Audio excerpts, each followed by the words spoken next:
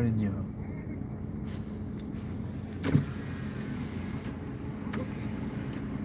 সামনে নাস্তা পাইলে নাস্তা লই উঠিয়েন।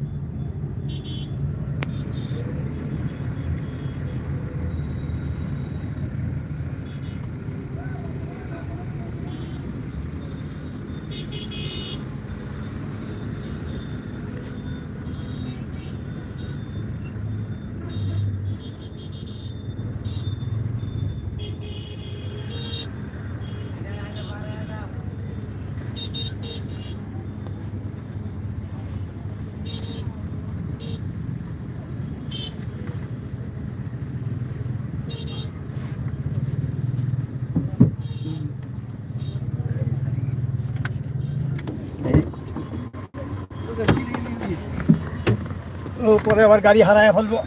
ও ওইদিকে যাক আগে কি গাড়ি হারাইলেন আমাদের একটু কত টান দিয়ে আইলেন আপনারা না গাড়ি হারাইলেন কি করবেন এখন? আমরা কইলাম না চালু উঠতেও না আপনারা। আরে বললাম নাই এই অমিত ভাই কইতাছে যে রোজন ভাই কি আচ্ছা দেখি সামনে নাস্তা হোটেল খাইতে পারবো? হোটেল দেখলে নামবো নি। গাড়িতে খাইতে পারবেন?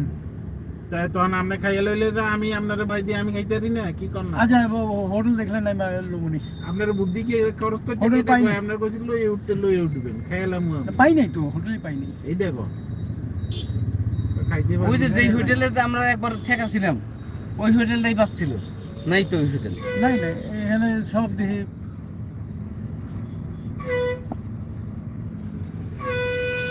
ওই যে কালিয়াকোটটা পার হইতে পারতাম ওইখানে ওই হোটেলে পাওয়া যেত।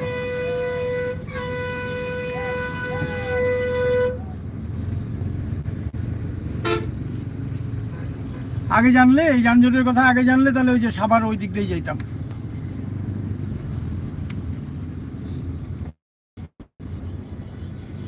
কি বলে? দামরাই দিয়া ভিতর দিয়ে গ্রামের ভিতর দিয়ে যেতাম।